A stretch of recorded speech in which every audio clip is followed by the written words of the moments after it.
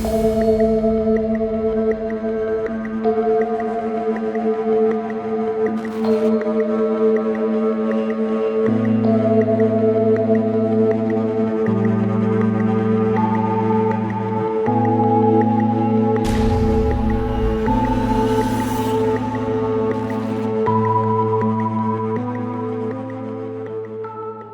Sunday, everybody. Welcome to Addiction.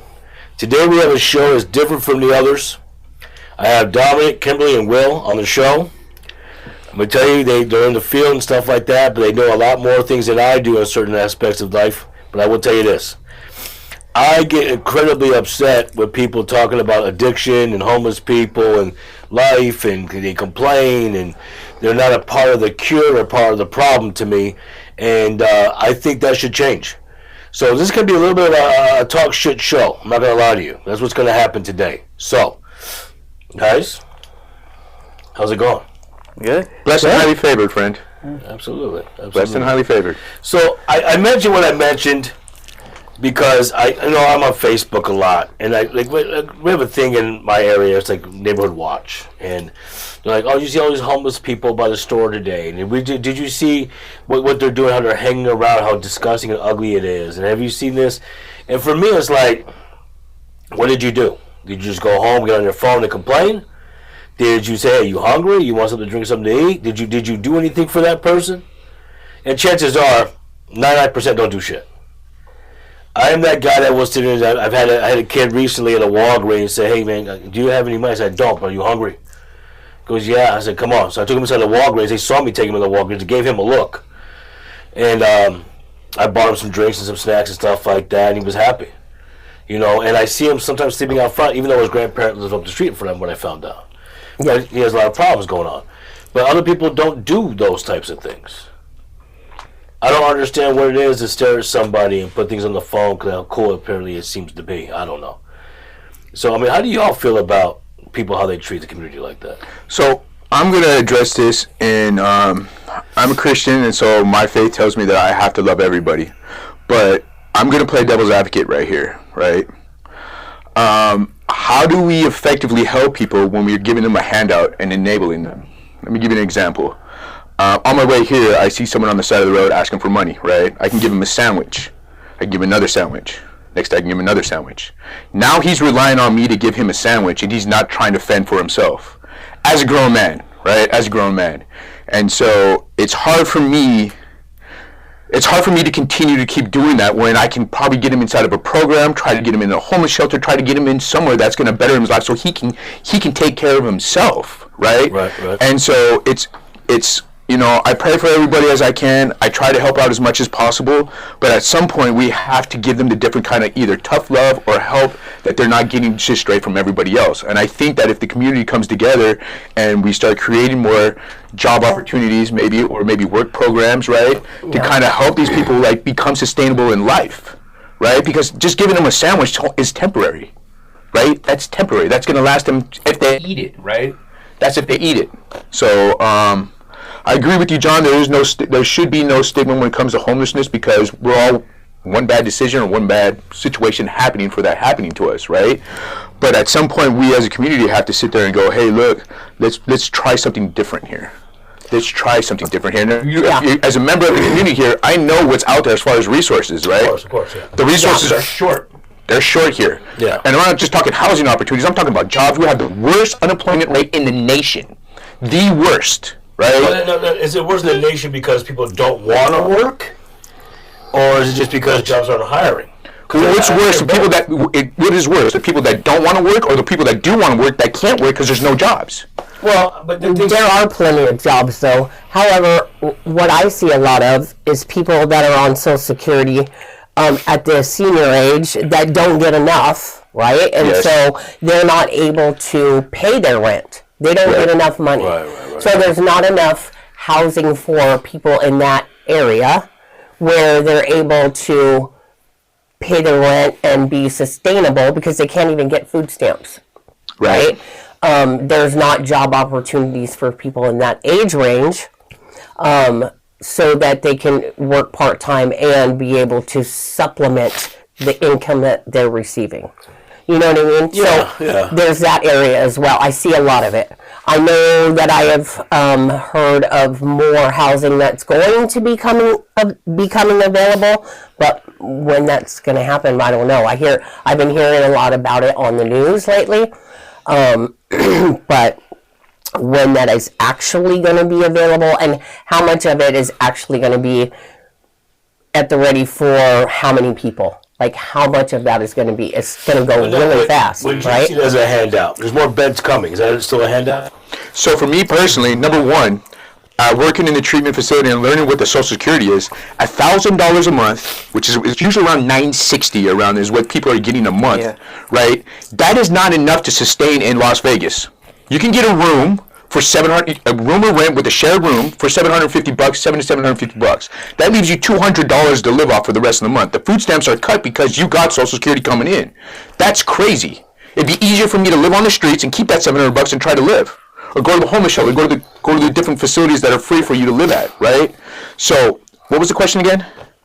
Back to the question. My bad, dude. I started going off on a tangent there. The problem is that there's no affordable housing really. You know what I mean? When it comes down to it, like, I would love to see some of these congressmen and all these other people, right? Let me see you live off of $960. Yeah. And I see people know what I mean? getting Either less. disabled or over age, Like, right? let me see you do that. You know what I mean? Like, at the end of the day, like, it is impossible, dude. Like he said, the average sober living shared room or anything like that, $700. Yeah. You know what It's I mean? funny that you say that. So my oldest boy, he has MS. Correct. And he lost his vision. So in the front, it's hard to do anything. He gets blow his phone up, everything. But he somehow uses peripheral to see. That's awesome. He kind of moves his head like this kind of thing. I don't know how he does it, but he can game on it. It's crazy. And he works. Okay. He does mold cleanup and cleans up the different things going on with these homes. He's functional. He's functioning. He's on Social Security. Okay. And they took his Social Security from him. He was making like $8-something a month, which still. You work too many hours. To me, No, not even that. They just took it. They dropped him to $495.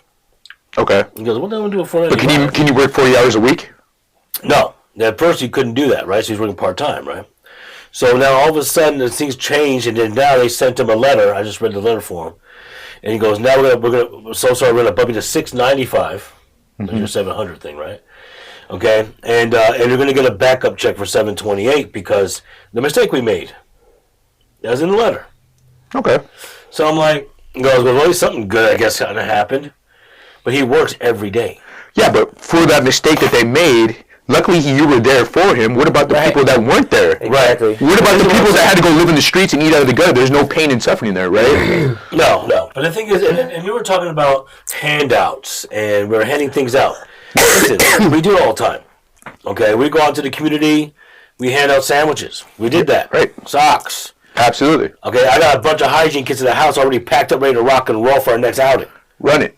Okay, so my thing is, we're still handing out, but the thing is, we're not just handing out and walking away. I mean, we see you talking to people. Correct.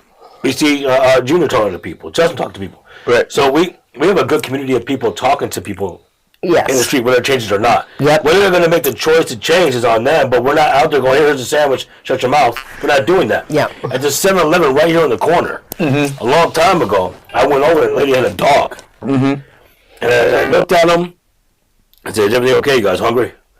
Like, no, actually, my dog's hungry. And she didn't ask for food for herself. Correct. This is something that drives me crazy. She didn't ask for Yeah. food for herself. She said, would you feed my dog? Right. So they have dog food here? It's not ever for dog food at 7-Eleven.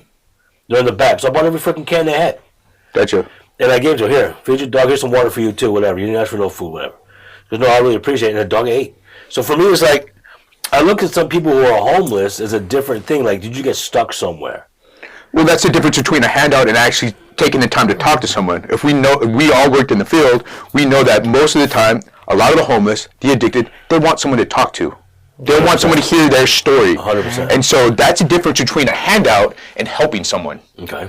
right? I can hand you a burger and be like, oh, I did my duty for the day. I wanted to take photos with you. I want to post it on the Instagram. I want to do all that. I don't like the photo thing either. Yeah, absolutely. No, they don't. Charity's not supposed to be done with nobody knowing. That's my best charities when I do it when no one knows about Now, it. don't get me wrong. We're going to be going out. That camera's going to be coming out because of the fact that We're spreading the message. we want to spread the message. Yeah. Correct. It's not just because look what I did today. Right. Yeah, You know. I can tell you something else that I do is because I believe in the helping hand as well, and not just the giving of the, going in. I never give money. I always go in and buy them something to eat. But also what I do is I buy bus passes, 24-hour bus passes. I always have 24-hour bus passes on me, and I offer to give them a bus pass so that they can go and get some shelter, or go, to the Salvation Army and check themselves in, or go to Crossroads. I tell them about Crossroads. That there's treatment. There's a place for them to go. What's the name of the places? Oh, sorry. Well, yeah, Crossroads, Salvation Army, wherever they can go to get some treatment.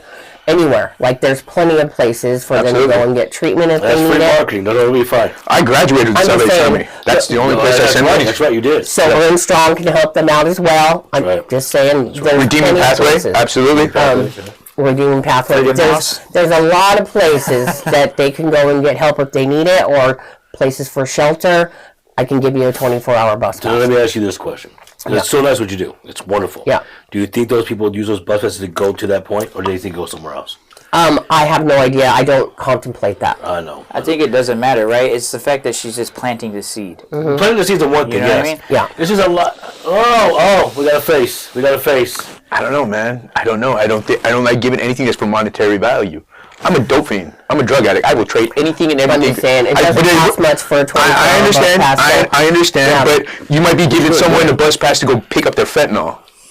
You know what I mean? It's possible, It's but in I don't God's really hands, think right? that what I'm It's doing not in is God's hands. planting It's in the your seed hands, technically. and giving them plenty of Planting options the of seed what thing to is great, do. though. I get that, and I get Seems that. great. This is a can't personal put them in opinion for my me. car and I don't drive share with them. other people. I'm sorry, I didn't mean to cut you off. I don't care what you guys do. That's your thing. That's between you and your higher power. That's fine. But as far as me is concerned, I'm giving something that's going to be for that moment, and I'm going to give them the love that my faith says I have to, and I'm going to give them the option for treatment. On my website, right, I have on there that I will get you to treatment for free. You don't have to have any insurance. And there's many times people call me and I pay for their Uber to go down to the Crossroads, put it in the thread, do what I got to do to get them inside of there. That's how I'm effectively helping them, right? That's amazing. Yeah, my dad, when I was going through my drug addicts phase, even to this day, will not hand me cash, will not give me nothing. And I burnt that because I was able to finagle, move around, and do this and this and that. Yeah. Right? It's crazy because when you say cash, I'd never give money to anybody. Ever. I feel like by that it could be the dollar that helps them like overdose. I don't want to be Yes. that person. And where that came from was my uncle.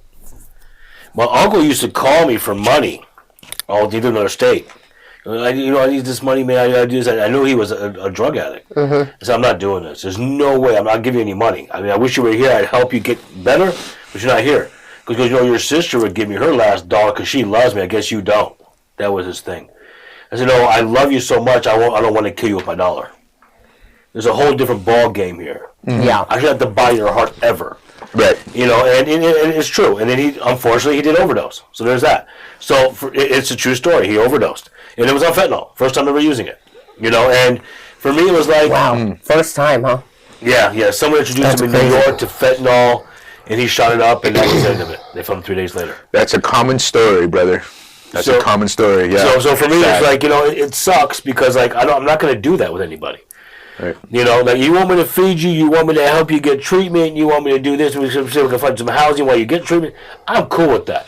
That's a handout. That's a helping handout right there. Not a lot of people will do that. Not a lot of people will do that. And that's what I prefer the community do for people. That right there. Give you a burger and go on my way, that's not the way. That's not loving your neighbor as yourself. Getting you to treatment, hearing your story, put your stinky butt in my car, drive you where I need to. You're on the other side of town, here's an Uber for you. I'll get you wherever you need to go.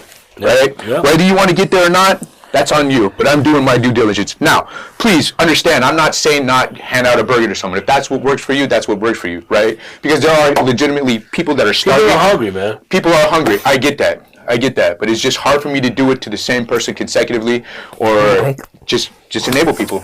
Sorry. No, I get it 100%. Like, I'm in the same boat. Like, when it comes down to if I'm going to help somebody, right, most of these guys that are homeless, dude, because I've been I've done it for a little bit now, right? And they just want to talk. Yep. You know what I mean? That's it. And hear their story. And like, I have met some of the most beautiful people ever that were homeless, that have taken the recovery route, right? And now their life is like unbelievable, right? Yes. And there are 1,000 of people that have walked past this person, right? Yep. Didn't talk to them, didn't do anything, and one person sat down with them and put them on this path, and like, it's unbelievable. You know what I mean? You wouldn't be able to recognize these people, right? Because and that's why I love working in the field that we work in, right? Yes. It's because we get to see them go from A to Z. Yes. You know what I mean? And we start at the bottom, whether we're going to the tunnels and getting them into the detox, or start seeing them on the road. I to this day, if I see somebody on the road, like, and I'm pulling in somewhere, I'm stopping and I'm talking to them, because that's just how I was taught to be able to relate to, if they want the help. And they hear kind of my story too, that like, hey, I wasn't too far from where you were at. And this is where my life is at today. Is that because the three of you are success stories, right? Yeah. Is that what really plays a humongous role of why Share- you're doing what you're doing? Shared experience. Sharing experiences. We discussed this a couple weeks ago. Yeah. Sharing your experiences with people is how you. It's the thing that connects you. Yeah, It's just like really in is. treatment, right? This is for me, right? And I'm just speaking for me, right? When I was in treatment and I had a counselor that had no idea what I was going through, all she had was a degree on the wall, it was very hard for me to be able to relate and listen to what they're saying. Yeah. On the other hand, I had another counselor that had several years in recovery. Yeah. And he knew where I was coming from. And on top of it, he had the degree. You know what I mean? I was just more open to him than I was to her. You can read addiction in a book, but until you live it, you're not going to fully understand it. Yeah. You know what I mean? And That's so exactly See, I what think that's what makes it tough on me too, because I didn't go through a recovery phase. I mean, I had an alcohol issue for a little while. I would say I recovered a lot from that, but because it was an answer to grieving. But I know, like, I didn't do all the dope stuff like that. I had my rules. Yeah, I smoked weed back in the day, a long time ago. But I think for me, people, why are you doing what you're doing? I get that question a lot. And a lot of people struggle through addiction, go, why are you doing all this shit? And I think for me, it's like, I'm kind of tired of people not doing it. You don't have to be an addict to have a heart. I just feel that way. Mm-hmm. I feel like you got to take that step forward to help people make a change. And for me, it was like, I'm going to soak all my energy into this. And I went to the degrees. I had the degrees. And I moved up to, doing everything to manage everything going on now. And my company, Sober and Strong, came out and was like, why are you doing all that? Dude, like, I'm tired of hearing people complain and talk a lot of shit and not do anything. Mm-hmm. And I came with this drive that we're going to change everything and bring everybody together as a resource and a sponsor to help this community for real. I'm tired of being what Vegas calls Vegas Strong, a bumper sticker. I hate it. I don't even use that shit. Because I feel like if you're going to be Vegas Strong, then you are going to come together to help people in the community. And that's what I wanted to create. I mean, Jay is Light, the part of it. And they help families. Stuff like that. You're a part of it. Waiting for your company so you can be part of it. And then, so the thing is like, but people are like, dude, this is great. But I guess I went through it. Besides the drinking part, that was really bad. That's your key to understand it. Don't downplay that and say, hey, look, because addiction, all right, is not just alcohol or drugs. It's anything that makes your life unmanageable. It's anything that makes your life unmanageable. Yeah, I know sex fiends, I know gambling addicts, I know people addicted to shopping, and their life is unmanageable about it. So it's that drive to like not be able to tell yourself no. So that's addiction. So don't downplay that. I'm not trying to be disrespectful. No, I hear what you're saying. But use that as you were there. You have a story. You know what I mean? And whether it was you going through a 12-step process or finding God or going through therapy, it doesn't matter, right? You suffered from some form of alcoholism. What happened with me, honestly, and every drink didn't bring him back for my son. So it was a huge thing. And I was drinking. God, I could drink 1.75 liters a night. That's a big bottle. That's a That's handle. a lot of alcohol. That's a handle. A night. Yeah. And, You're a big boy. having a big time, having a good time. Everything's great. You're Greek. Memories are right. I'm great. Yeah. You know, Whoopa! you know, but the thing is like I went through a lot of shit, but later on it caused issues in the family. My wife was very upset. You know, Unmanageable. you know, yeah, I was just Unmanageable. There's no reason to drink when I was drinking. So yeah, so I have a problem with it. You know what I mean? But it's just like nowadays, if I wanted to have a drink, I could have them. I don't ever really have one, but now I can have one. Let me say one more thing. So when we're getting back to it and we're talking about that hope and experience that we share with people, my experience is different because I have a more of a faith-based approach, and it's for the person that identifies with me, right? Just because you were having a problem with alcohol for a short amount of time, maybe you're there for that person that's a professional, that is a doctor, that's having a problem with drinking, and how you overcame that. You know what I mean? Each one of us has our own demographic, if you will, of people that will listen to our story and identify. That's how people get sponsors. Right? We see that person that identifies. So, like, your story inspires me. I have degrees, too. You know what I mean? Yeah. So there's that. It's weird how God works. I will say this. And I'll say that to you because I know you're very strong with that. Absolutely. Recently, I had a client come in who was DUI on alcohol. And she's talking to me and stuff like that. And then she was like, you know, I lost my kids. I can't get over it. So I just drink. And it was so weird because I did the same thing, you know. And I was like, can I tell you something? Because I had my picture thing above me, behind my office. Mm-hmm. And I said, not one drink of whiskey could bring that spirit back. Not even close. And she's like, how would you know? And I said, my son passed away. And I did the same thing you're doing. It did absolutely nothing for me. It's the wrong way to grieve, and that's how I went to school. That's how I did something positive, make them proud. Right. And I think that's something that you need to think about. You know, you wake up in the morning thinking about alcohol, it's not going to fix it. They're not coming back. Yeah. You got to get through this. It's hard. So she's like, I didn't know. I said, well, who walks in and goes, oh, yeah. Who wears a T-shirt? Hey, I'm grieving the wrong way. And I do have a T-shirt still folded in the bag. Right. I've never worn the shirt. It's in the bag. And, you know, so it's kind of weird how everything connects. And then finally I found out, since I've been seeing her and talking to her, that she hasn't had a drink. There you go. She goes, I'm not doing it. I'm listening to what you said. I mean, and we talk, and she's doing more things from memories. But it's tough, man. I think when you go through certain things in life, it's very, very tough to handle. Grieving is one of them, you know. Absolutely. You know. I think grieving is one of those things you can't prepare for. No, you can't. Especially sudden death, right? Right. You know, but however, like I was saying at the beginning of the show when I started, I don't like people running their mouth about people. You don't know. Right. You don't know. So when you're sitting there, you know, this person's homeless because they didn't want to do anything with their life. Did you ask them? Right. Did you ask them what they did with their life? I mean, let me know, because I didn't know you asked them. I'm like really upset. I hear people talk shit. I say, you should go shopping and I'll take care of him. Don't worry about it. Yeah. You know, because the thing is, we don't know the story. You're just talking shit because they're homeless or addicts. Mm-hmm. Does it scare you when someone's slumped over and they're doing some weird stance on the street? I don't know how the hell they're doing it. All the way backwards and shit, still standing. I know what they're doing. I know what that is. Yeah. Mm. But did you just go, oh, wow, I'll take a picture. Look at this addict. And you just post it on Facebook? Or did you say, we got to call somebody. Somebody needs some medical attention. Yeah, that's what should have been done. What are you doing? But none of that happens. You just see posts and funny shit, and you know, it's just like.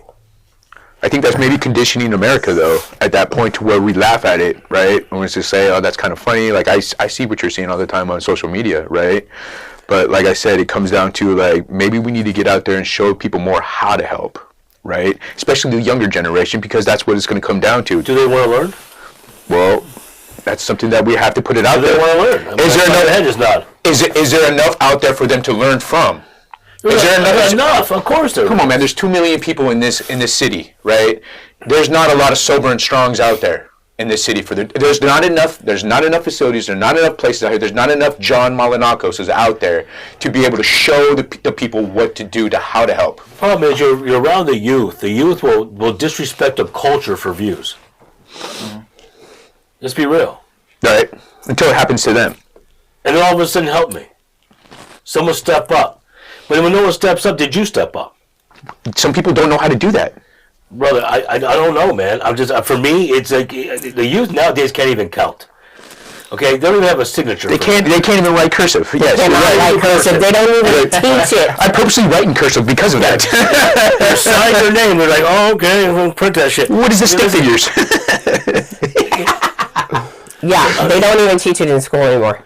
I feel our youth is being drowned to drown within the government, not trying to change. The only change you see nowadays, and I'm sorry if you're watching this, but I I know what you're going to say. Everything's computer I know what you're going to say. They get their signature from the computer. Wow. It's just ridiculous. don't understand. Listen, I believe in everybody's beliefs, okay, except for a couple of things. I got to be honest with you.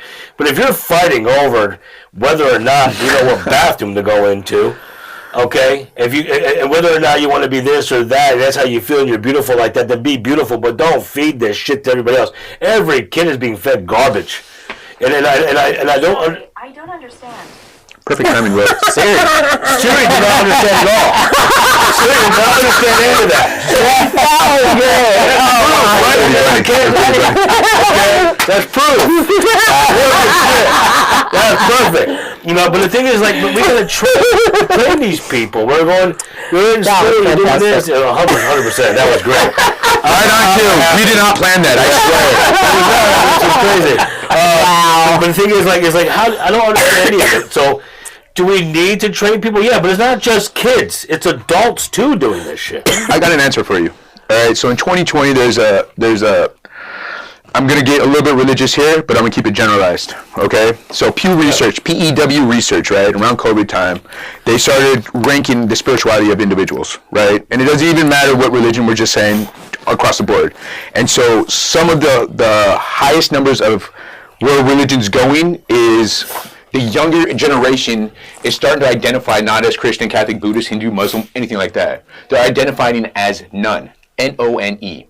No one has any spirituality. Nobody has any more of that other purpose, that higher power that gets you to it. Now, I don't care which higher power you believe in, right? If you look at all the religions, they all pretty much teach about goodness, being righteous. And so when we lose that aspect of it, right, being righteous and doing the next best thing, even through the AA, which is a spiritual program, right, we lose that goodness. And that's where you're going to get where people start to give back and help other people, right? Because there's that compassionate, there's that love your neighbor as yourself. Whatever it is in religion you are, it doesn't even have to be religion. If you're spiritual and you believe in that higher being, you're going to want to help someone. And I think that's what's going on with the youth nowadays. Now, I went and looked back to see if the numbers are kind of changing a little bit, because COVID was a different time, right? We were all indoors, we were all on our phones, and if you believe in conspiracy theories, if there was a way for the United States to condition people, it was at that time. The transgender movement made a move on that right there, and it was just, I'm sorry, that's just, if it's politically incorrect, I'm sorry about that. But nowadays it seems like it's shifting more, and I do see the problem with a lot of people not helping, but I'm also starting to see some people help. Some people. It's not. It'll never be enough. Let me tell you this. It'll never be enough. Will's a good example, right? We all have different ways that we help. I see Will when he does his work, right? When he talks to people, he does his best to help everybody.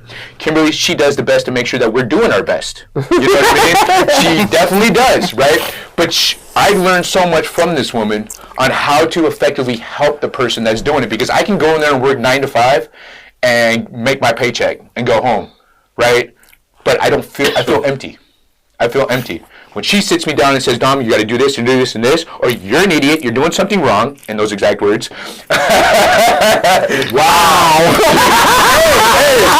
You're doing this wrong and you're not doing it for the rest of the time. Supervisor bullying? I don't know if that's what that is. I think I've heard that before. The beautiful thing about our office, right, is like we all respect each other, but we all talk shit to each other. 100%. Like, you know what I mean? Like, if I were to walk into our office and go to work and do, like he said, 9 to 5, and we don't joke around like the way we do, I don't know if I'd want to work there. No, you gotta have fun. You know what I mean?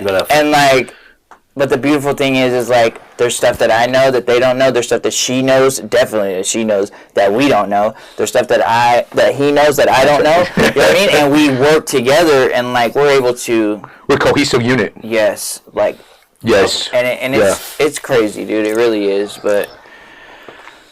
Yeah. You know, and this is another thing too. You gotta talk about people not helping people. Some people aren't helping. Here's the thing: people who complain a lot. If that was your family member, would you help? would you still talk shit? One more thing I'll say about that. And I think a lot of it also comes from people that were hurt by someone. That's where Al-Anon, what is that called? Yeah, Al-Anon. Al-Anon is a good thing for people that have gone through trauma, because some of them don't want to help the addict because they're reminded of their brother, their son, and their husband that has beat them, hurt them, stole from them, did whatever to them, and traumatized them in a way. And so they have that direct connection with helping someone out, like they're helping their brother and the trauma that they went through. That's why sometimes some of these programs that help the victims of addicts is really good. Yeah. And I think that's something that I have a friend that's going through that, and that she's even an addict herself, right? She's an addict herself, but she still goes to Al-Anon because of the trauma that her exes were as. But okay, see, that tells me to jump in. For me, I'm telling you, for me, if I was hurt by an addict and I see another addict, it would tell me to help that person so someone else wasn't hurt like I was. Like, how can I make a change for somebody else? This shit hurts. But everybody doesn't think like that. And not everybody, your trauma is not the same as somebody else's trauma. Yeah, and the thing is like, what happens is, like, most of the people just try to put a Band-Aid over all this, right? Of course. That's what they're just trying to put a Band-Aid over it. They don't want to really fix it. They just want to make it look good. But they're not really contributing anything to the problem. You know what I mean? And when they talk about homelessness and all these things, right? Like, but what are you really doing?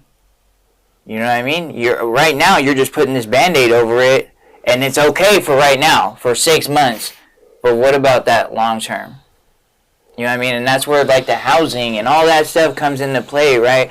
Like, I've been watching a lot of stuff, and, like, I see all these things, like, people buying these 100 units, right? And they're turning into affordable housing, but then they don't tell the price. Like, what's affordable housing? Yeah. Like, what is it? How much is affordable housing? But 100 units don't last for but a minute. Like a minute. They're full and nobody's moving out. Yeah. Dude, we have a wait list Like, that is unreal for our clients. You know what I mean? Like, Beyond the wait ones list. that want to do this, it's coming down to a point to where, like, what are we going to do with these guys now? My point exactly. This wait list, because there's not enough housing, because there's not enough people that want to help, but they want to talk about it, but they don't want to do anything. Well, I think part of people not doing anything is probably a financial issue too. Absolutely not. 100%. Absolutely not. I don't think so. I think it's people wanting to help. I think it's people wanting to help because people have deep pockets and go blow money gambling. They have all this stuff, right? But a lot of people, like, let's be real about it. Trump, I'm not trying to get all political, but, like, the Medicaid changes all the time. Mm-hmm. Right? And so what's good today might not be good tomorrow. We've seen treatment centers close because all of a sudden the funding, Blue Cross Blue Shield isn't taking this no more. All of a sudden, as a matter of fact, our facility where we work at went through that 2 years ago. Medicaid got cut. We almost lost the facility. The biggest detox in Las Vegas almost got shut down because Medicaid had started acting funny. There's that risk right there, right? Where if you're if you're privately funded, right, for business, or maybe even someone that's got deep pockets and actually really cares, like the owner of the facility that we work for, correct? You know what I mean? He actually, a lot of those investors had to put their money up forward while we were looking at getting closed, right? And so I think that, I don't know, man. People have to just try harder. Well, I'm going to tell you this about housing, because I manage housing and stuff. I own homes and stuff like that, and I'm within my spiel with it too. But a lot of people who buy these houses aren't caring about the client. Yes. It's a paycheck. How much can I make off this person? If they fail, we'll fill it. And I know a lot of people like that in this business. You know, for me, it's not like that. It should be like, you know, hey, what are you doing? Let's do some checks. Let's see what's going on. Let's fix it. Don't make it into a trap house. You know, the rules. Yeah. You know, but people aren't doing that. It's just fill the beds and let's rock and roll. You know? The thing is, right, is like, so I've done the sober living thing too, right? And, like, if you really think about it, dude, if you actually show up for your sober living and you get people in there that really want to do this, the long game, you're going to make more money than just trying to fill the beds, because you're going to get people that are reliable, that want to be there, that are going to respect the property, that really take this seriously. You know what I mean? And then I've seen people that I know that run different sober livings, right? And, like, there's nothing. It's just a bed.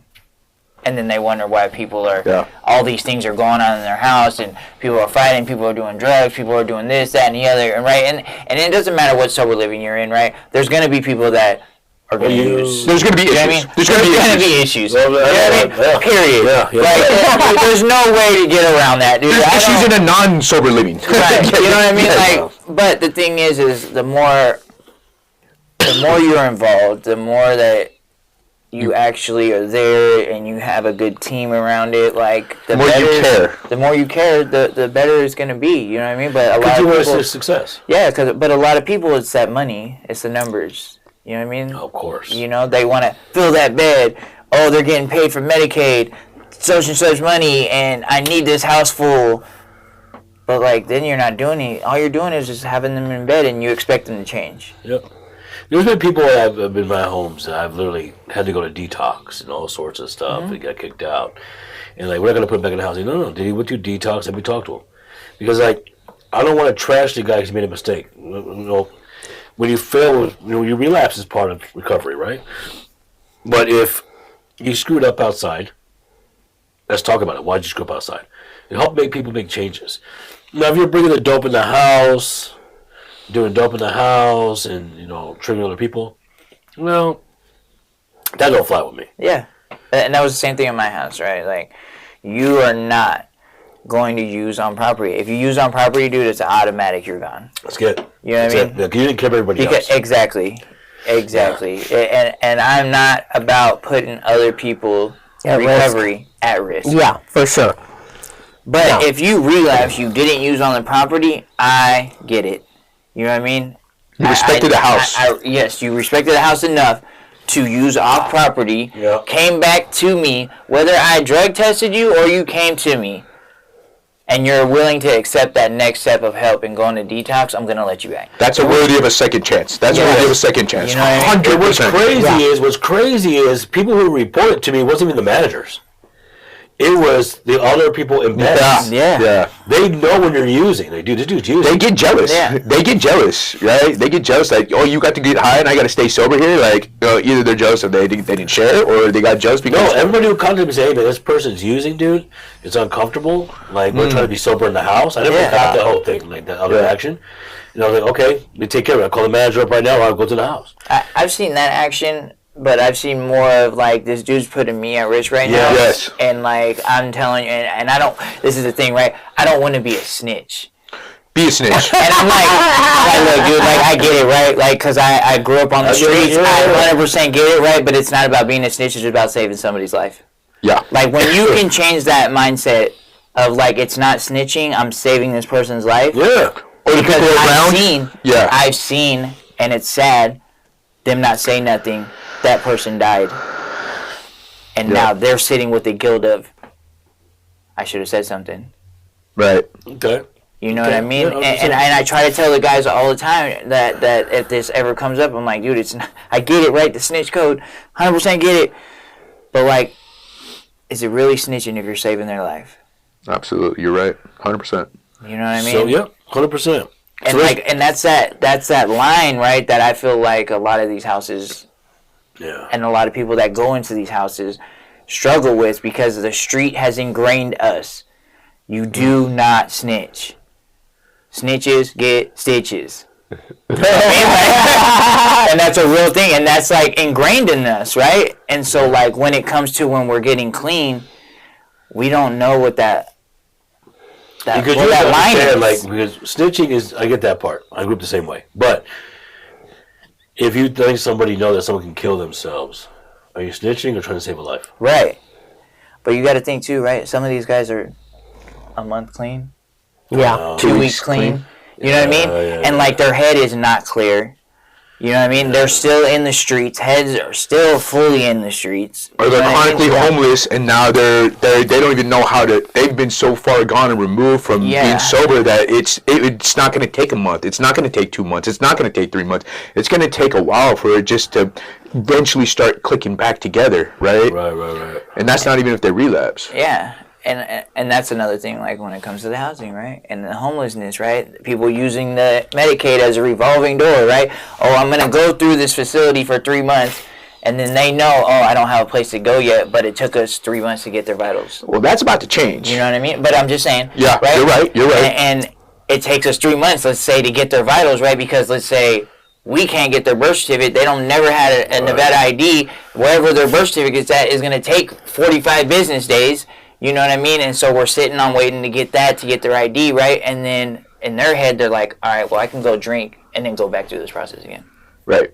Yeah, it took me over 2 months to get one from California. You know what I mean? That's Like, even if they know the information. A lot of these people, Right. I don't know my mom's name. I don't know her middle name. Yeah. My dad, I think it's this guy. And I gotta Is say your dad one on more- the birth certificate? I don't know. I have to say one more thing, right? And this is a compliment to Will because I've seen Will before he started. He lived somewhere else, and I've seen Will manage his house with complete compassion and care and authority. So I'm going to give you a compliment on that, brother. I've seen how you do that. I heard your conversations because we work in a small office, and so I wish that every sober living treated him, had a house manager as yourself, right? They should model it after you, right? We're all not perfect, but the way you ran that was very, very commendable, and it's very inspiring. So that's for you, I brother. appreciate that, right? But Yeah. the thing, right? Like, I was taught that. Yes. You know what I mean? Someone Like, I cared enough to show you what how it Exactly, was, you know the what I right mean? way. And they showed me how to. So this is how that happened, right? My sister and my brother-in-law were running this sober living, right? And my brother-in-law ended up being my house manager. He was my best friend and he was my sponsor. Right. And he wore these. He always said, "I'm putting on my sponsor hat. Yeah. I'm putting on my friend hat. I'm putting on my house manager hat." You know what I mean? Because he had to wear these different hats with me. You know, because the thing was, is like I had a problem with looking at him like he was one of my best friends. He was dating my sister. So it was very, very hard I think for him to teach me that way. But I am so glad for that because the thing is when you become a house manager and you start doing these houses right, you become really close with these people. Yes. You do. You know what I mean? You do. And there's times where I'm like, all right, dude, like because he taught You me. got to right, draw that line. You I'm have to like, draw all that right, line. And now I'm taking off the friend hat and I'm putting on this recovery hat. Right. Or I'm putting on my house manager hat, dude. Right. Like, go do your chores. You know Yeah. what I mean? You're like kids. You know? Rent's due. I need this now, or you got to leave. You know what I mean? Like, Absolutely. Yeah. and those hats and those things that we have to do, right? But if it wasn't for somebody showing me, I wouldn't have known. Wouldn't know that. You know what I mean? And who's to know? I might be just as good as I was, right? Or I might have been horrible. Right. You know what I mean? But the fact is that somebody taught me, and like, if you're not willing to teach somebody, what are we doing? Yeah, that's true. That's true. Well, whoever taught you did a good job. Yeah. They did a good job. I see And it. it was multiple people, right? But like that was just like one example. You know what I mean? But like, I remain teachable. Absolutely. Good. That's right. Good point. Good point. You know what Okay. I do. And like, I just gave him a compliment. I was trying to be nice here. I'm just You're saying- killing it, Kimberly. You're killing it. Listen, he was so resistant when he came to the team. He did not want any training from his supervisor. None. No, he wanted to figure it all out on his own. To be fair, I was in the room. Just saying. I'm just saying. He did not Figured it out, though. He dug it in. it just took me longer. Listen, But there's a difference. He ended up coming to me, and then 100%, right? he But I'm accepted. hard-headed. He You know what I mean? accepted. Me too. I'm Now he's hard-headed. doing I think we all are. Notice I didn't say anything. I didn't say anything. The beautiful thing He is finally like, had the aha moment. yeah. and it's helped me be a better because there was times like where I have to go to Dom and I ask this dude for something, or I go to my boss, or I go to another team. Like, I'm the last resort. He comes to me last for sure. we have a thing going on. Yeah, we do. But it's a what people don't understand, right? Is like I feel completely wholeheartedly in my heart. It makes us better Yeah. case managers. We're the best office in the team. Best team in the office. Because like Yeah. we I can see that. we go like this with each other, and we're always moving up. You know what I mean? Yeah. And we're always trying to find better ways. I'm like, all right, you got me on that one. Yeah. Those exact words. And it's like, but we enjoy doing it, right? And like that's the beautiful thing about like our office, and like and having a boss like Kimberly, right? Is like she allows us to do that. And we get to help people, and we get to see it translates to our And like clients. she just sits back in her office, and I know she's just sitting back there like these dudes. 100%. But that's the beautiful 100%. thing. Like she don't micromanage us. But if we are slacking in some part, best believe like she's coming and she's like, hey, stop it. This is how we're doing it. Let's get you guys in on the shit talk part. Okay, shit talk part. Shoot it. This is what we do for a living, bro. Yeah, you forget. Like you brought me on the show, and you know how I get down. Like run it. Listen. I want to get on that. All right. Let me tell you. See, social media, people you deal with, people you see, all the shit that you go through and understand. What is the shit talking part of all of this crap on the back end while not understanding what it really is? I'm confused. People are ignorant. People are The ignorant. shit talking on the back end of the homelessness? It's everything. There's a big pocket there. People are ignorant. That's what I I'll love say. you, Kimberly. I just want you to know that. I'm just saying. Back to the original question. What is this shit talking on the back end? It's everything. The back end. Everything you know about this stuff. The social media's an answer. The people, the way they act. You know we're on a podcast, right? It's about addiction, right? No, I thought he was going back to the original question. No, I know we're on a podcast. I am not there wrong. she is. There she is. I'm just saying. I feel like it's just a lack of knowledge. Okay. You know what I mean? Like a lot of these people, they think it's funny, but they really don't know. And what's crazy is like a lot of people have somebody they know that's in addiction. 100%. Or no. And I guarantee you, most of them that have been in addiction, a good percentage of them were homeless at one point. You know what I fear? You know what I mean? Like, Honestly, the perfect family. I fear that shit. Why? what is that? Define the perfect family. What is the perfect family? Exactly, right. But when people act so perfect, and I'll tell you this. They're hiding something. 100%. They're hiding something 100%. for sure. Let me tell you, the ones that are on Facebook all the time, they can't stop the fucking love shit on the messages. You know, we're so great, our family's so perfect, you know, bullshit. Yeah. You put so much shit on social media to hide the truth. I can tell you right now, there's always someone that comes to my damn dinners I wish didn't show up. I can tell you that right now. Okay? Okay? So, you know, people are just like, well, people don't understand, man. This is how we do it. I mean, people are stupid. That one that does all that shit all the time, they're fucking stupid. I feel that way. I'm very strong about it. I'll say it out loud. Because, here's my question. If they're so fucking stupid, what did you do to teach them? What was your word? I can guarantee Will would say something. Kim would say, you would definitely say something. Okay? You know? This guy's going to put God in your chest right now. Okay? You know? So I'm biting my tongue right now because I have so much to say, but I'm gonna let you have your moment. say it. Say it. Yeah, your flaw.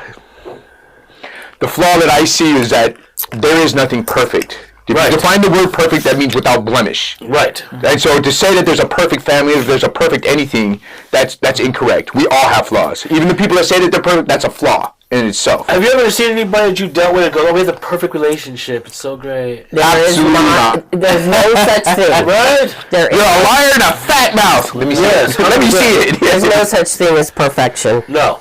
And then people go, And the moment that comes out of your mouth, it's all over. Let me see your phone. I got one for you guys. Shoot this. I was an addict, but I know how to control my addiction, so it's okay. That was me. That was me. too. Yeah. I can stop anytime I want. Yeah. I sold drugs, so I didn't go homeless. Yeah, right. I didn't have no need to go I always had a steal. Yeah. I didn't have no need to go. Do you and ever have that really steal. mindset when you're in front of somebody, they tell you shit like, they go, listen, stupid, been there. You can't really say it, but Absolutely. It happens in the treatment center where they come to us for help. What are you doing if you don't have an addiction problem? that's a big one. Yeah, Yeah. right. I'm not here for drugs. Wait a I minute. had a person tell me, that was time that says, I would agree with you, but we both be wrong. Yes, I It's saw on my that desk. shirt. Yeah. Okay, so I like that one. it's on my desk. And then they go, what does that mean? I said, oh, we'll talk about that later, because I know it's going to come out. Yes. And this guy said, so since you have an addiction problem, what's going on with the addiction? Why are you using? He goes, oh, I don't have an addiction problem. No, I have all your stats from the hospital, by the way. Right. They're all positive. Okay? And The list of drugs that you're not on is shorter. Correct. Yeah. See what happened was. so I said, so listen, bro. I said, Why's it look like a "That's Christmas tree?" document right here. There's a document right here. Yeah. He goes, oh, no, you're misunderstanding. Oh, I'm sorry. Please tell me. He goes, if you like it, then it's not an addiction. So I'm really not an addict because I do like doing it. So it's different.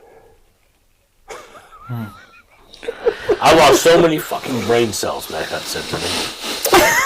I see funny as hell. Okay, so I really think it's funny. I don't Tell me what's funny. that he's not an addict because he likes doing it. I love doing it. Hey, to be honest with you, I miss selling drugs. I miss the lifestyle. I miss going to the clubs. I miss the women, and I miss all the thing that comes into it. It just you get women now. Yeah, I know that, but I don't go to the penitentiary when I get women now. I don't have problems. I don't get locked up. Yeah, I don't have problems with that. I do, but now they're manageable. Now I'm medicated. So social media throws shit at you about addiction and this and that and blah blah blah, and people comment. Get rid of all these people. We just got rid of. They all died to be fine. We wouldn't have this problem. I've actually seen these messages. Listen to me. I say all the time. There's so many people that have so much money they'll never spend it in their lifetime or their grandchildren's lifetime. Kick in $1 million. He can chew. Didn't I just say that earlier? I'm just saying. Didn't I just say that earlier? Yeah, absolutely. And Kick in some money. Let's, you see how argumentative I am, right? I got something to say about everything. So many people with so much money. Will knows that for sure. That they'll never I'll use say it it in the all. other office, but what I'm trying to get at is I look for those posts. I look to say something about that, right? Especially if you go and look at the post about Kensington. If you know about Kensington, Philadelphia, do you know about Kensington? So that place right there, drugs are overlooked. It's like a mini Amsterdam, right? That's where the Cytosine is. That's where you see a lot of the tall rats. Yes. Right there. So they just have a guy that follows around and just goes around the city and just does all that, right? And he's trying to bring awareness. But at what point is it awareness? Or at what point is it trying to get laughs and views and trying to generate what's the negative stigma about it right there? Because a lot of people look at these videos and go, look at this stupid motherfucker. They just talk shit the whole time. They'll put posts up. And I saw one lady, she's making herself beautiful. She had no teeth. She used to be a drug addict. She puts her teeth in her mouth. Makes herself beautiful. I know which one you're talking about. I know Actually, I've seen that one too. Actually, she's pretty hot. When she gets all her stuff put together, you're like, whoa. Well, what the fuck just happened, right? Yeah. Everybody's like, oh, you're a junkie. People talk shit to her. Transformer and stuff for like sure. that. Like, it's just like, damn. It's like, but why'd you have to say that? Yeah. You know what I mean? Why'd you have to say that? Yeah. I mean, everybody's before photo probably looks way different than they do now. Oh man, I look whoops. No comment. Just say to my phone. Bro, my picture is whoops.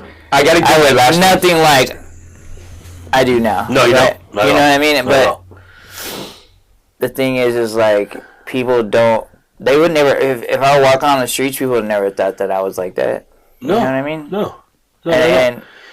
And that's that judgment that people, they're so quick to judge instead of help. Of course, and that's part of the argument. That's part of talking shit. Yeah. Why do you have to talk shit? Why do you gotta say things about people? Right. What's the difference of helping somebody out in the right way? Why can't we do that? And there's that two different types of talking shit, right? Like I tell all these guys that like we talk shit in the office, right? 100%. But there's a difference, right? And I think a lot of people don't know the difference. You know what I mean? If I'm not talking shit to you, I don't like you. 100%. 100%. You know what I mean? 100%. My crew knows. My crew members know when I'm quiet. There's something wrong. What's wrong with this dude? If I'm not in the office talking shit or I'm not talking shit to the clients, I don't like you. You know what I mean? Yeah. But there's a difference, right? I'm not going out talking shit when there's like people that really need that help. And then people like to, like you said, make fun of it, like things like that, right? I see these things, right, and I see people like nod it out, right? I was one of those people. I would nod out, right? And for me, I don't talk shit. I'm like, I'm grateful I'm not like that anymore. Yeah. You know what I mean? Yeah, but people think it's funny, and It's so and they'll funny. drop music to it, and all these things, right? And like whatever, there's obviously something going on in your life that you're trying to redirect and not look at yourself, and so you want to make fun of somebody else. Somebody else's misery is your happiness. Yes, misery loves company. And what's crazy, I've met some people that have actually talked shit about people like that just to find out in their family, someone they love very closely is killing themselves with addiction. Oh, it happens all the time. I had one that was talking about people, oh, you're a fucking this, you're this, and you're that. And come to find out, the dad was drinking himself to death, but wasn't saying that. Right. It was his way to laugh it off and talk shit about other people while he was dealing with it at home. I think people lose a lot of the fact that alcohol is a drug. Oh, and yeah. that, like, okay, so you got a house full of alcoholics, right? Me, personally, I can't stand alcoholics. My bad, dude, if you're an alcoholic. I can't stand them, right? I'd rather talk to a dope fiend who talks 80 miles an hour and sit there and have a conversation with him and deal with someone that, no, that's not my thing, right? And so I think people that have alcoholics in their family are like, oh, look at that dope fiend over there, he's all tripping out. Yet your dad's over there smashed out drunk on the ground after beating his wife. You know what I mean? Like, It's crazy. Listen, I have a friend of mine, and I don't know where he is right now. You've dealt with him. I know exactly what you're talking about. Yeah, and he was that dude. He dealt with him too. Yeah, I know. Yeah, 100%. And I don't know where he went, but he was that dude. Talk really fast, and like, I gotta fix this, fix that.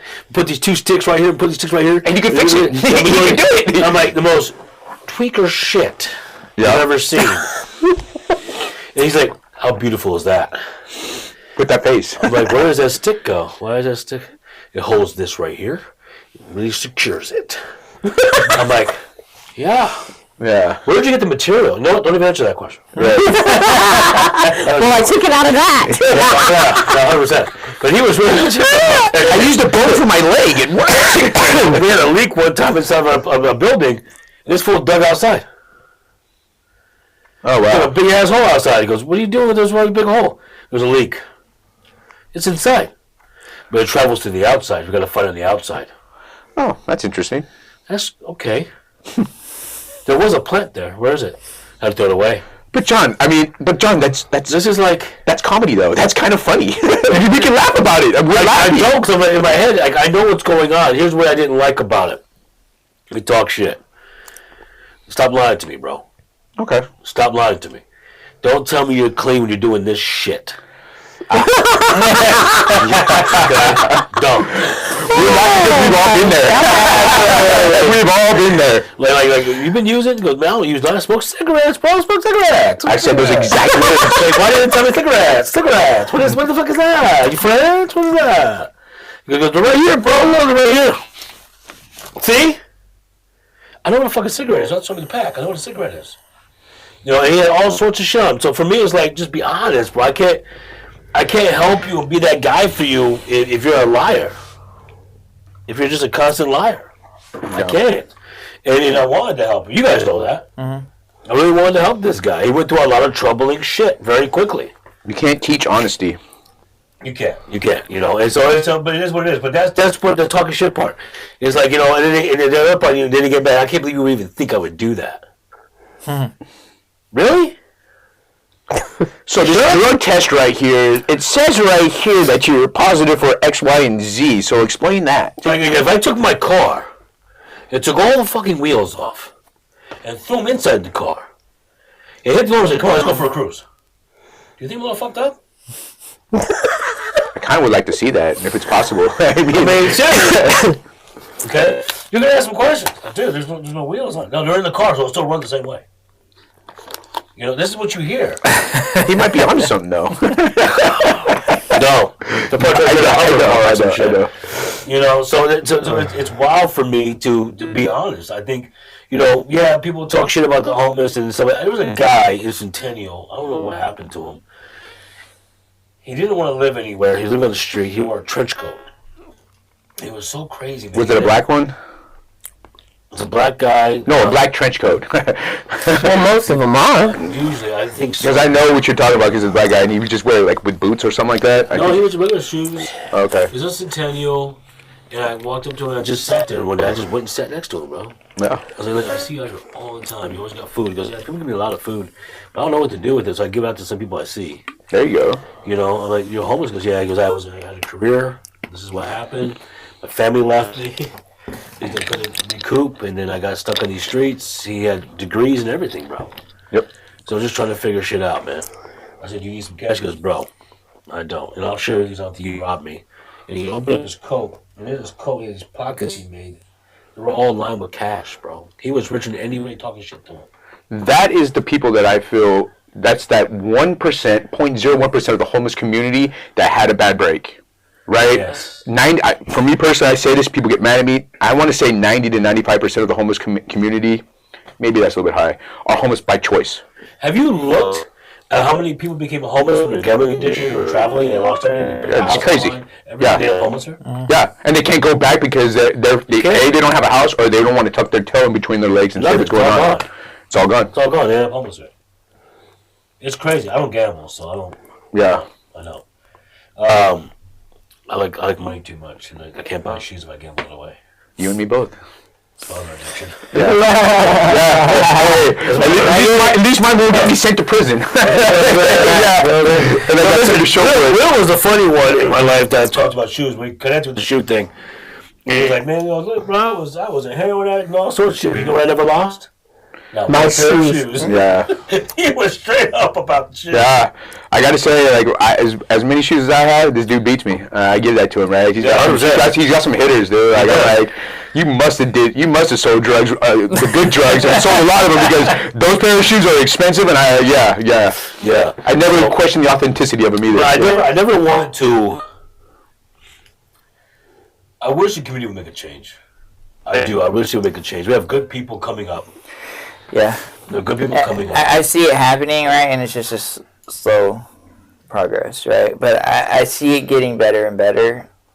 It's just a lot of people don't know where to go, don't know, who to reach out to, this, that, and the other. And I feel like instead of making fun of these people on social media, there should be more things about helping.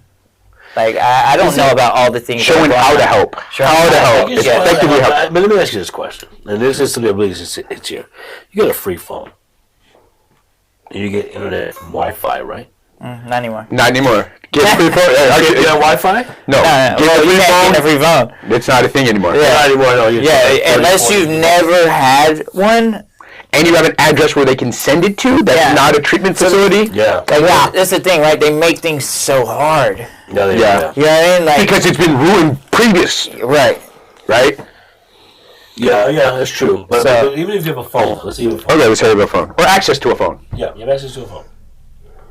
You can search up anything you want. You never sat there and say, let me make some changes, let me search up some resources around about. Absolutely. Google that? No, if I'm out there, absolutely not. That is the last thing that's on my mind. So And that's just me. I change. It don't matter. I'll keep digging. You know what I mean? And that's just me, right? I have to get locked up. that's my rehab. That's my rehab.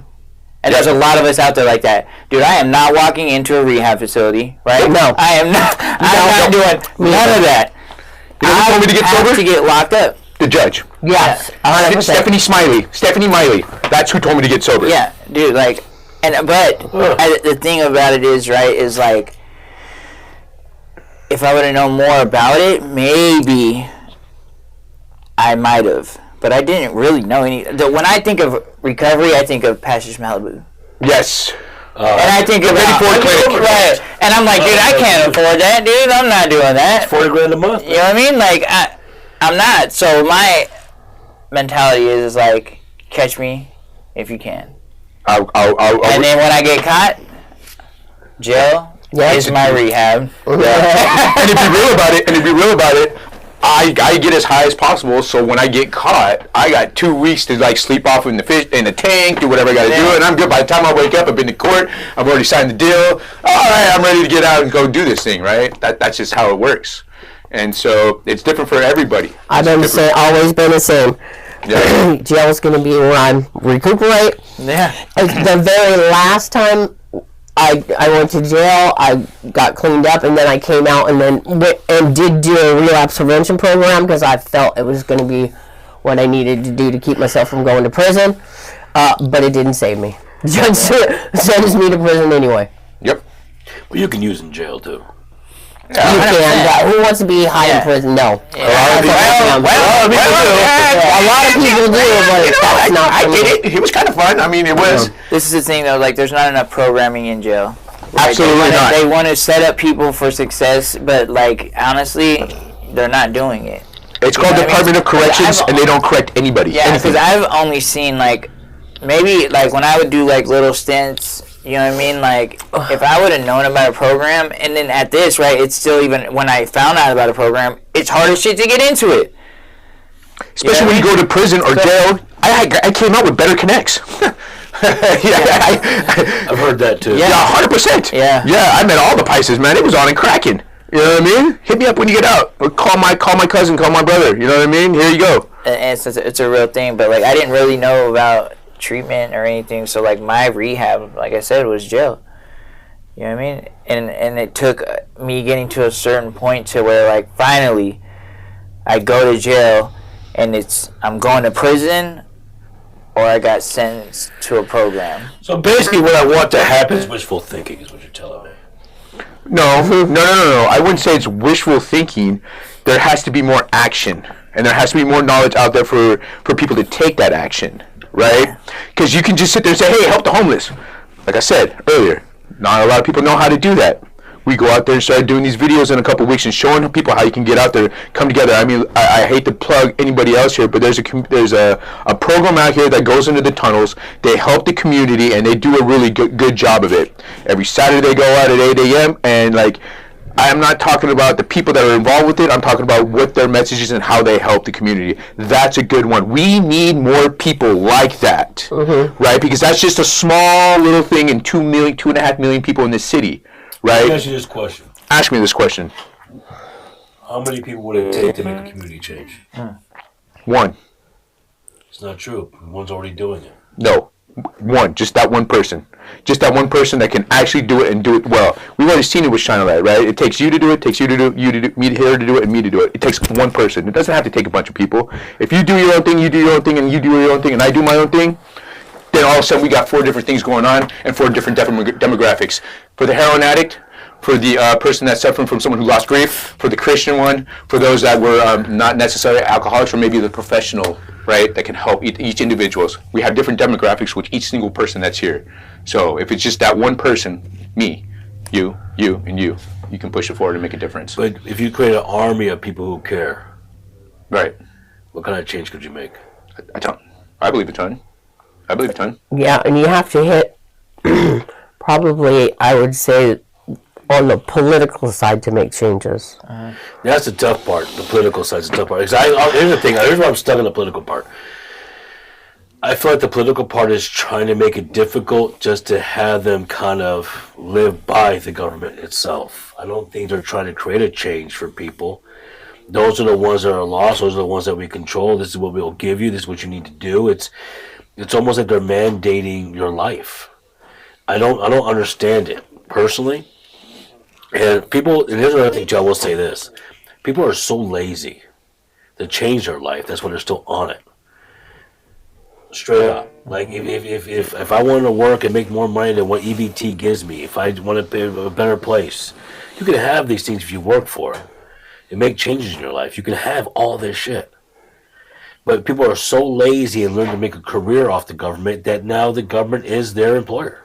Yeah, and a lot of people also don't even know where to start because they've just been in a space for so long, they just don't even know how to begin. That's changing. I mean, you can say what you want about Trump, but like this whole thing, what he's doing, like they got to work 20 hours a month, or that, and you could say what you want about it, but that's a good thing. That's a good thing. I agree with it. I agree with it. There's a couple things they don't teach you in school when you're going through school. Like number one is hygiene. That should be a class that they teach in high school. Another thing is like how to work. Make them do community service while in high school. Make them show them how to do it. All he said was, if you want to eat, go to work. That's all this really is. It makes sense. 20 hours. I agree. Oh my gosh, there's there's over 800 hours. Is it 800 or 600 hours in a month, right? Almost 700 hours in a month, and all you got to work is 20 hours out of that. Come on, man, that's crazy. That's crazy. Yeah, and that's another thing too. What do you do with $180 in food stamps for a month? I think it's $290. Well, $290 comes out to $10 a day. Comes out to $10 a day is what they get. Great. So here's my thing. I go to a grocery store. I'm dropping like $400 or $500 at a grocery store just to feed a family. Yeah, but if you get that $209, how are you going to vape for the month? How are you going to vape when you buy your drugs? A lot of them just sell it, which is illegal, right? They sell those food stamps, right? Yeah. It happens in our treatment center. I don't have any food. I need to get put on the food list. Well, you get food stamps.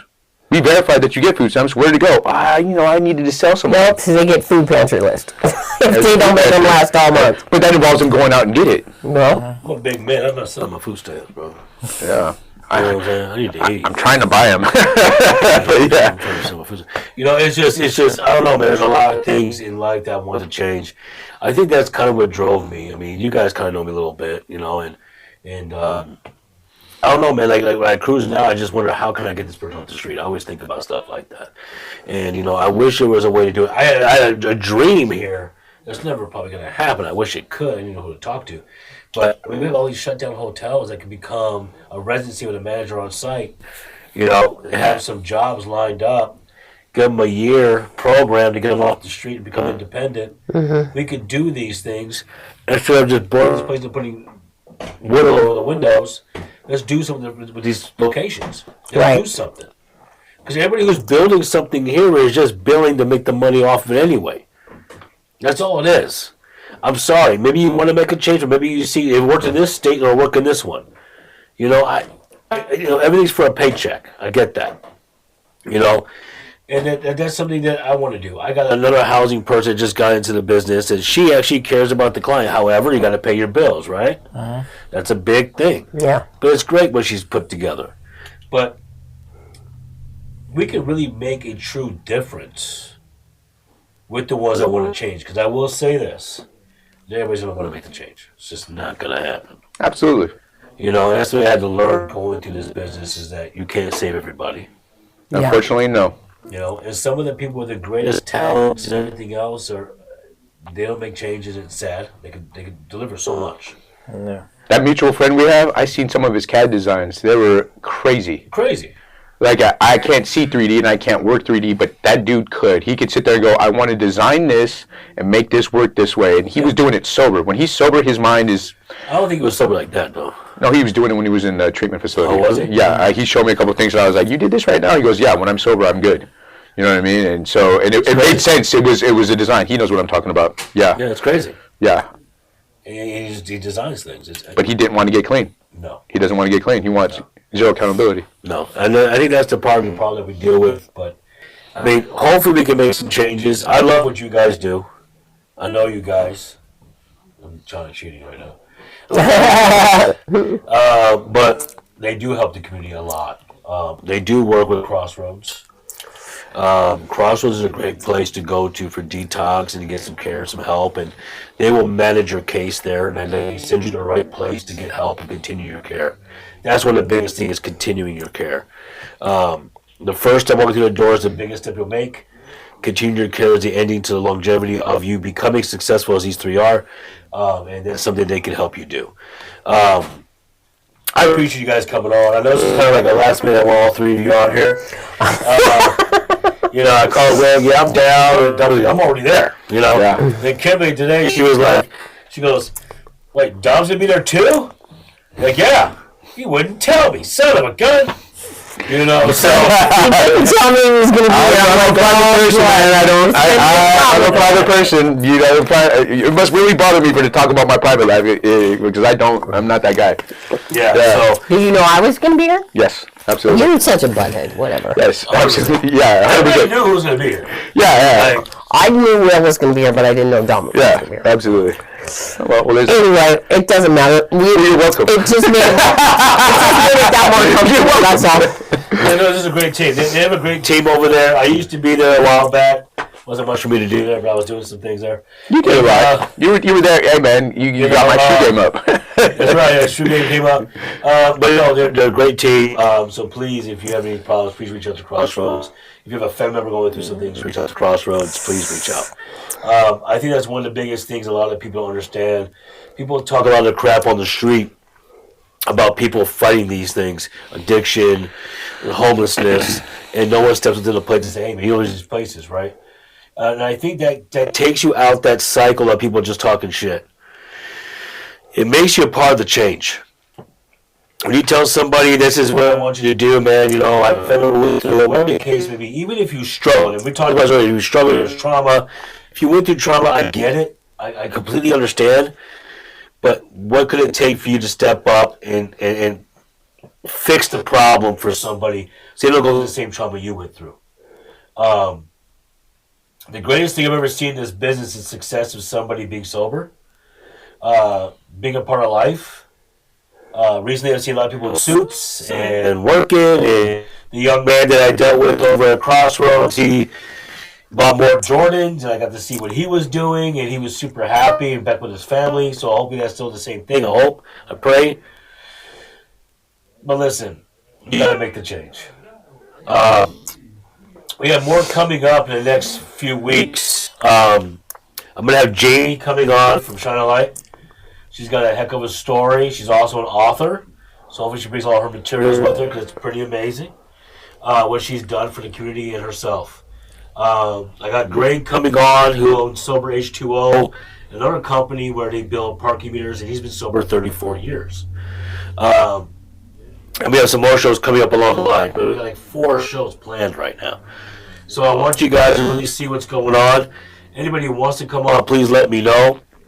Please go to www.soberandstrong.life. Look at that page. You're going to see resources and sponsors. If you click their page, it'll take you right to their website, and you can see how you can help their communities as well, and become a part of a community that helps the people of Las Vegas. Let's make some changes. I appreciate you. Thank you for watching, and we're going to continue to fight this journey to sobriety on the Addiction Show. Have a great Sunday.